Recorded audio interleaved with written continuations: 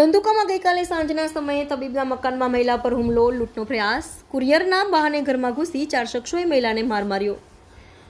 લૂંટ મારામારીની ઘટનાના પગલે સ્થાનિકોએ રોષે ભરાઈ પોલીસ સ્ટેશન એકત્ર થયા. પોલીસે એક શખ્સને રાઉન્ડ અપ કર્યો. આ બનાવની જાણવા મળતી વિગત મુજબ અમદાવાદ જિલ્લાના ધંધુકા ભાવનગર હાઈવે પર આવેલા વૈષ્ણવ સોસાયટીમાં રહેતા ડોક્ટર કિશોરભાઈ સિંહ શાહના રહેણાંકના મકાનમાં ગઈકાલે સાંજના સમયે કુરિયર આપવાના બહાના હેઠળ 4 શખ્સો આવ્યા હતા.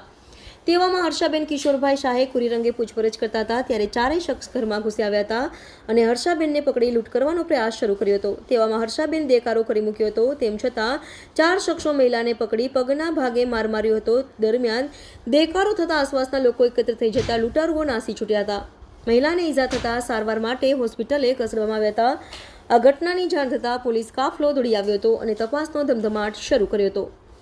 ધંધુકા પંથકમાં લૂંટ જેવી ઘટના બનતા ચકચાર મચી જવા પામી હતી. તેની સાથે સાથે લોકોમાં રોષ પ્રજ્વલિત થયો હતો અને લોકોના ટોળે પોલીસ મથકે દોડી ગયા હતા અને રોષની લાગણી વ્યક્ત કરી હતી. આ બનાવ અંગે પોલીસ ફરિયાદ નોંધવાની તજવીજ હાથ ધરી છે.